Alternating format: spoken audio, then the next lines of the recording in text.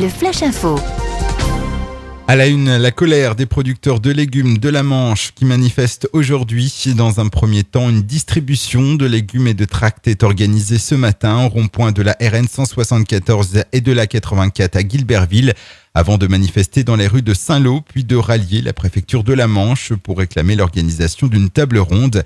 Ils entendent dénoncer la concurrence déloyale exercée par les pays européens limitrophes et faire réagir les grandes surfaces et les pouvoirs publics.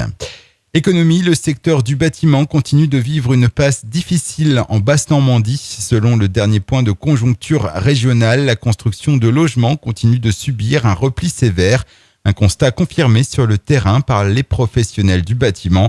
Dans la Manche, les permis de construire sont en chute de 32% par rapport au second trimestre 2013. Hier, la préfecture a activé le niveau orange pour une pollution de l'air par particules ultra fines. Une dégradation constatée par Aircom et favorisée entre autres par les véhicules diesel et le temps stable anticyclonique propice au développement d'un tel épisode de pollution. Cette situation concernant hier uniquement le Nord-Cotentin, c'est la seconde fois que le département connaît un tel épisode ce mois-ci.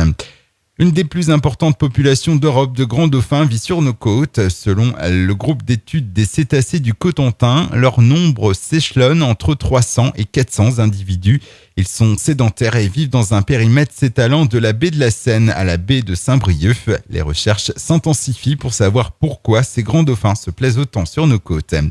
Et puis il y a du hand aujourd'hui. Après leur défaite à Billère en ouverture, la JS Cherbourg compte bien rebondir ce soir à l'occasion de la réception de Ponto Combo pour le premier match à domicile de la saison en Pro D2. Pour cela, elle pourra compter sur son public dans un complexe Chantraine rénové. Coup d'envoi à 20h30 et ouverture des portes à 19h.